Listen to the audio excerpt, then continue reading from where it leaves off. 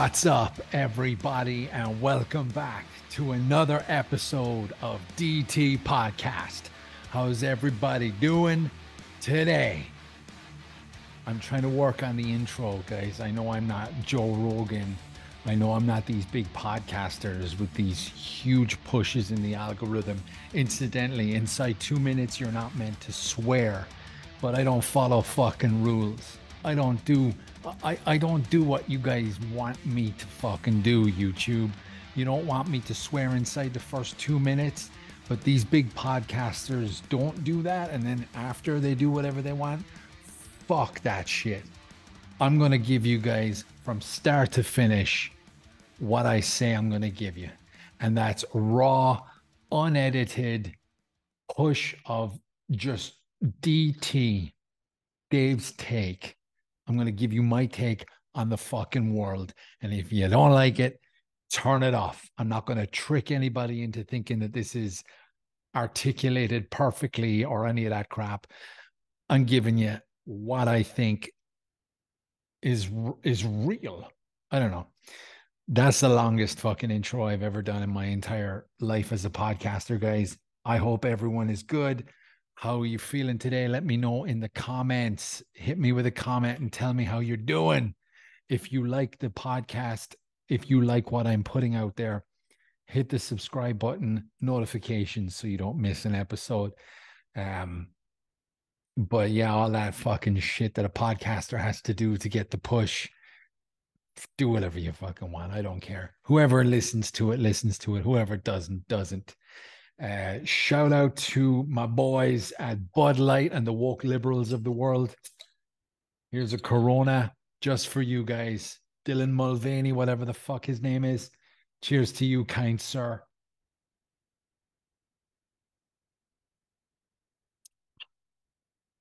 Delicious, ice cold. Yeah, Bud Light just adding to go woke, go broke.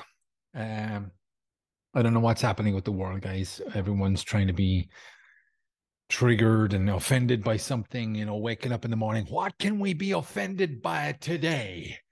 I don't understand it. Crazy, crazy world we live in. Live your life, do what you want to do. If you're not hurting anybody, don't listen to anybody who's telling you to stop doing what you're doing. Keep drinking Bud Light or don't. Who gives a fuck? I like Corona. I like drinking it out of the bottle. It's cold. It makes me feel good. Yeah, so what are we going to talk about today, guys? I haven't done an episode in quite a while. A few people were sending me messages going, where's the podcast? Yeah, I know. I'm not big enough to have fans. I get it.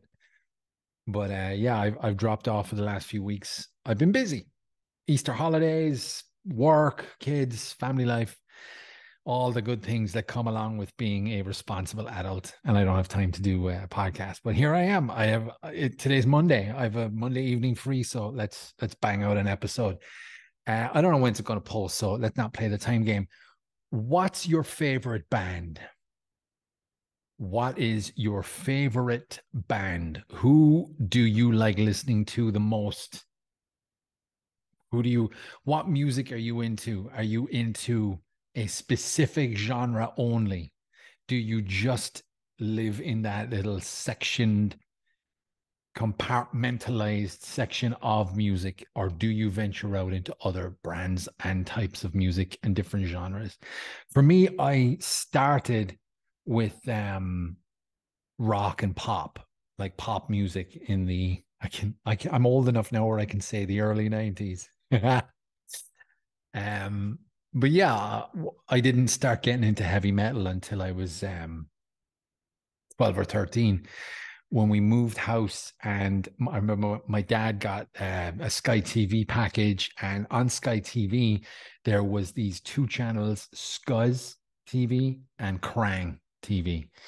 And from the second I turned those channels on, it was this new aggressive heavy metal thrashy music. And I started to get more and more into stuff that you wouldn't hear on the radio.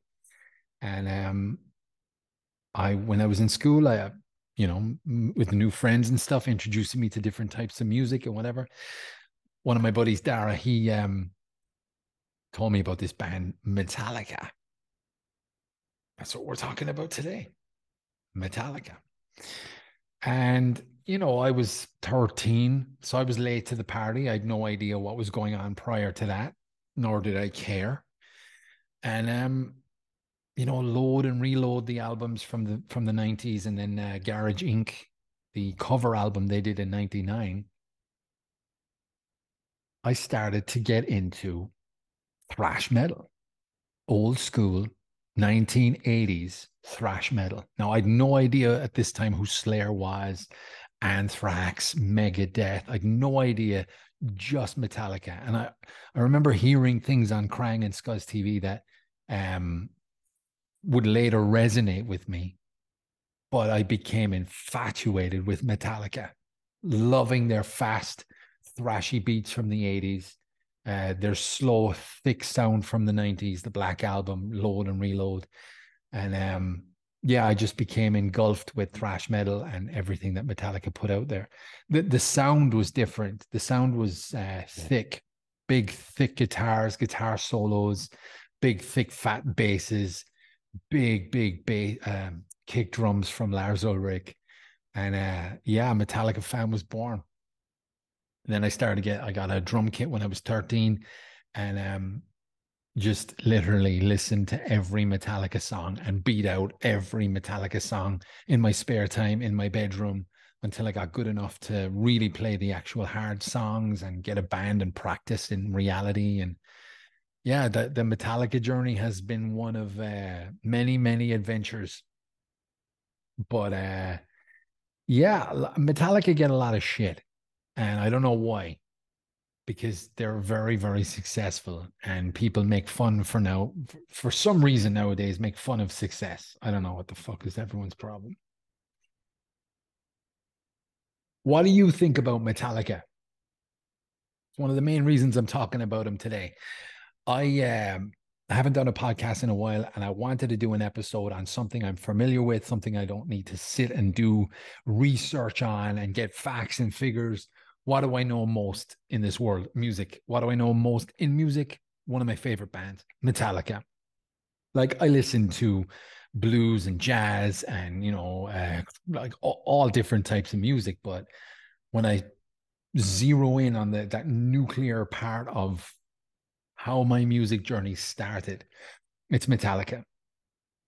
And I remember like hearing their songs for the first time. Like, everybody, all the old school people I talk to, it's like, do you remember the first time you heard a Jimi Hendrix album? Like, putting it on the turntable with the vinyl. And people remember these special moments. I remember I got And Justice for All, the album And Justice for All. And I remember listening to it over and over and over again, and just not understanding what is happening, but just knowing that it was awesome and that the sound was amazing. I mean, that album is notorious for not having enough bass, but just at the time, hearing the lyrics, seeing how fast the drums were going, it wasn't your standard that you'd hear on the radio. It was all these fast, thrashy beats and stuff.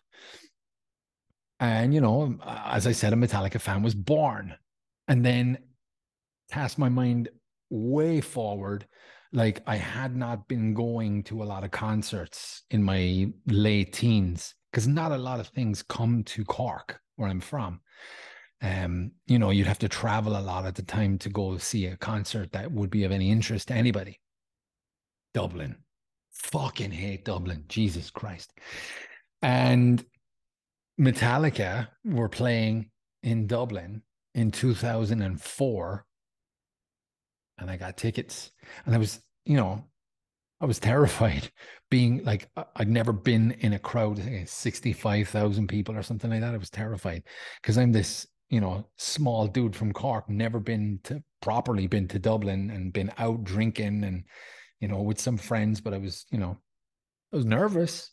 I won't deny not being nervous, but I went with my buddy Dara, and yeah, we saw Metallica. That was the first big concert I'd been to, and it was the first time I'd seen Metallica. 2004, they played with Lost Prophets. Let's not Google that band. And Slipknot. I saw Slipknot for the first time that night, and Metallica took the stage and were just killer. And it was the first time I'd seen like James Hetfield and Lars and Kirk and Robert Trujillo, the new bass player at the time. And I was like, this is killer. I want to be in a band. I want to play Metallica type stuff. This is what I want to do. I don't want to be stuck in an office, you know? And yeah, that was a killer show. And I remember every single tour they played between 2004 and 2011. Every time they came to Ireland, I went. I think I've seen Metallica like 9 or 10 times or something like that.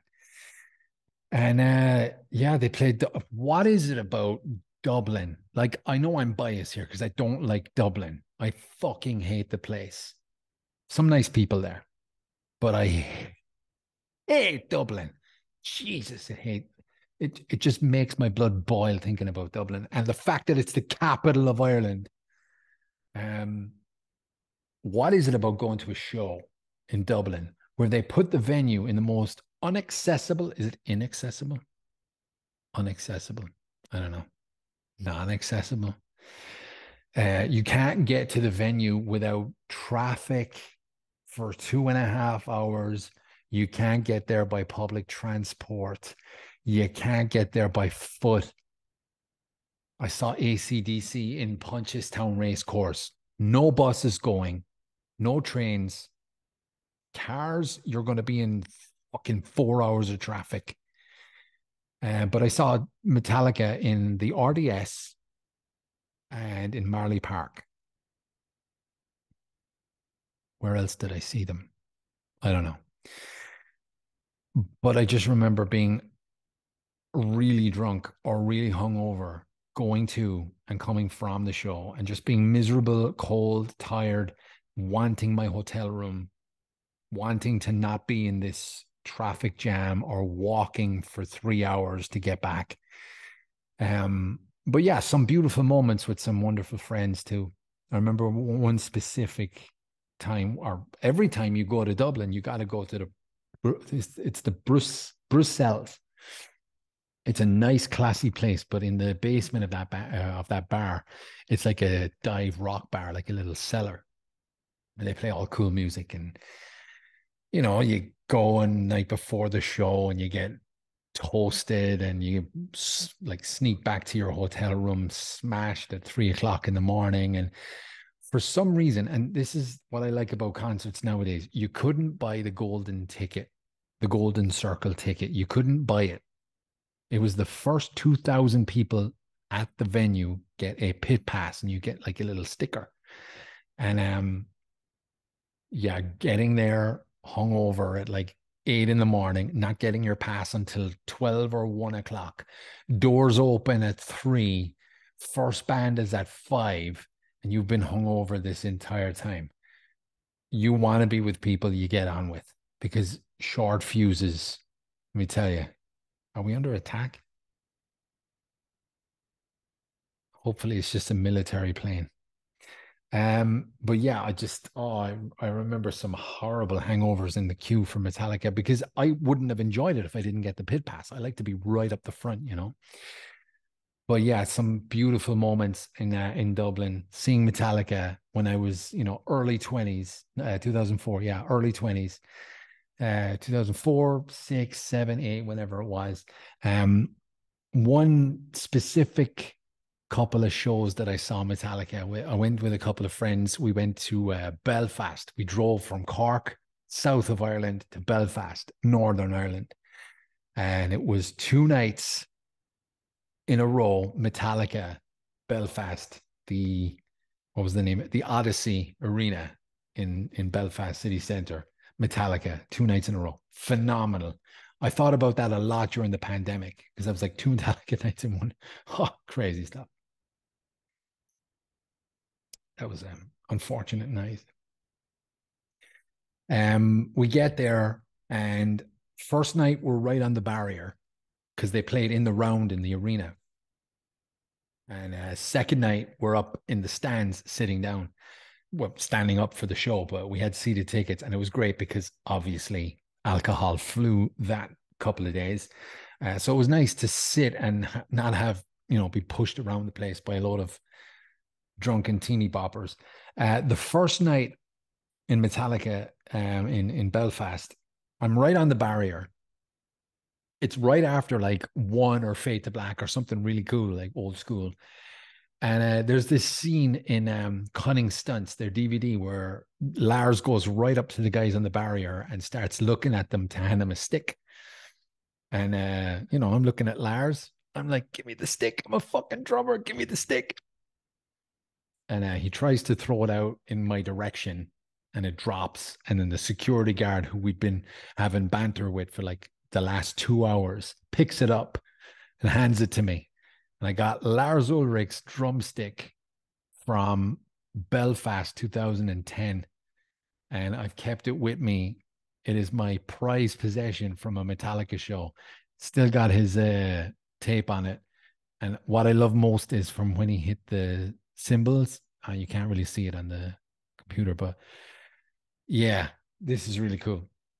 Lars' Stick, first night of Metallica in Belfast, 2010. Great show. And second night was great. Second night, not so drunk, little hungover. Went there, sat down, air guitar, head banging, beautiful. Um, Shows in Switzerland.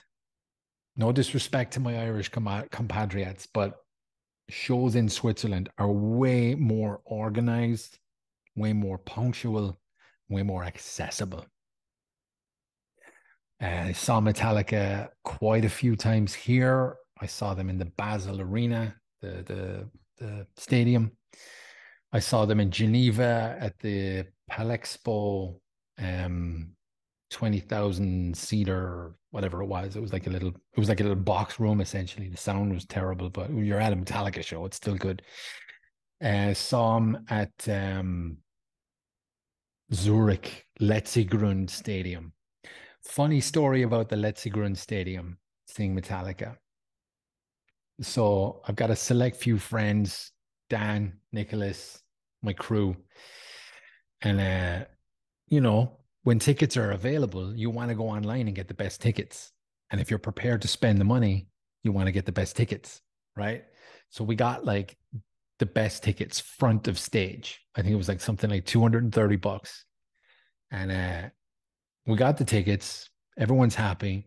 And my buddy Dan says to me, did you go into the website like um, competition to get into the snake pit? The snake pit is like a small select group of people that will go inside the stage around like essentially the golden circle, but like much less people and way more intimate. And you can reach out and high five the guys and everything. It was amazing. And I said, no, I didn't actually get into that competition because I didn't fucking know it existed. And he said, yeah, I got into the competition on the website and I won 2 tickets. So we're going into the golden circle, like the snake pit. I'm like, what? Because I'd seen the snake pit from like the 1990 tour and it was like about 100 people in this small sectioned area.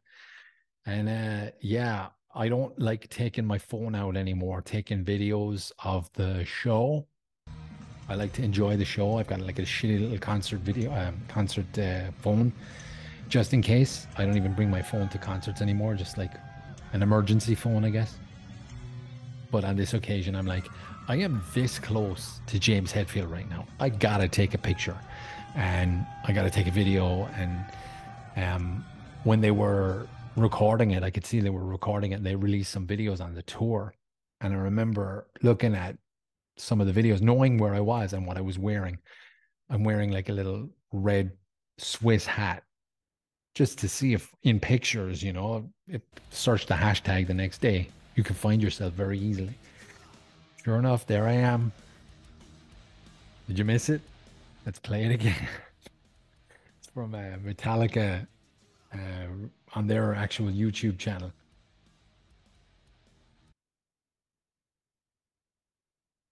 Slurping like a motherfucker. So yeah, shout out and sincere thanks to my buddy Dan for getting me into the snake pit at a Metallica concert. That was special. Right behind Lars. Huge fan of Lars Ulrich. Um, just hearing and seeing what he's doing in real time, listening to his real voice. Um, Rob Trujillo with the bass, plays with his fingers, hearing the action off the guitar without the mics or anything like that, or the PA. That was special. And then the pandemic, and Metallica were due to play some festival in Zurich last year. Excited to say the least. Post-pandemic Metallica show. Have my clothes ready a week before the event. Know exactly where I need to go. Train tickets sorted, beer sorted, meeting friends here sorted. Metallica Facebook update: due to unforeseen circumstances and with tremendous regret, someone in our camp has tested positive and we will not be at the show tonight. Fucking devastated. Yeah. And then I'm like, well, it's okay. They'll make up for it. On the next tour, they'll do a Swiss date. They'll make up for it. They owe us a show. That's my liberal side coming out now. Someone owes me something just because. And Metallica announce a huge doubleheader 2 nights in a row per city, and forget Switzerland. They're playing in Amsterdam right now. And I'm like, what about Switzerland, brah? And I had a huge chip on my shoulder with Metallica. But then the new album was released like a couple of weeks ago. And I'm like, do you know what? Still love you guys. You guys are fucking killer. Yeah, always a soft spot in my heart for Metallica. I'm a huge fan of their stuff. I know that they're like, they get a lot of shit. Oh, Metallica were dead since the 90s. No, not at all. People are into different types of music and they catered for all different types of people. Metallica released, I don't like Nothing Else Matters, but Metallica released Nothing Else Matters on the Black Album. All the girls I know who even know the existence of Metallica know what Nothing Else Matters is. And that's what their plan was, to wheel in as many fans as they possibly can, because fans are money. Simple, straight and forward. Cater for the masses. And, you know, people say they sold out, and shut the fuck up. It's that simple. You know what I mean? I have this back and forth with my brother all the time. He loves the album Saint Anger. I hate the album Saint Anger. Personal preference. But that snare is horrible. But nonetheless, Metallica, one of my favorite bands of all time. James Hetfield even said it himself. They're not like the best players on the planet. There are far better players. But together, their songwriting, their sound, their ability to use the machine that is the Metallica monster to push it to the masses, and their brand. Like, isn't this the coolest fucking t-shirt you've ever seen in your life? There's no denying it. If you disagree, put your incorrect and wrong opinion in the comments below and let me know why you are wrong. I don't have anything else to say on this one, guys. I just wanted to hop on and do a podcast. And as I said, it's just because I wanted to get one out and I didn't want to do too much research on it. I wanted to speak from the heart, my emotionally disconnected heart, my narcissistic, emotionally disconnected, rage infested, alcohol drinking, head banging, heavy metal listening to brain. Yes, so that's what I decided to do. And I'm happy with it. And if you're not, tell me why. I don't know, guys. It's a crazy old evening today. Let me know what you would like me to touch on. I want you guys to shape an episode. Put it in the comments. Also, if there's something you think I can change, if there's something you don't like, put it in the comments. Yeah. I don't know, guys. Let's see what happens with the podcast. But I just want to keep doing episodes, man. This is my, I guess you could call it, this is my therapy. I don't know. Thanks very much for listening, guys. I appreciate your eyeballs and your ears and your comments and your feedback. And yeah, I wish you guys a very pleasant rest of the week, whatever you're doing, and a weekend ahead. Rock and roll.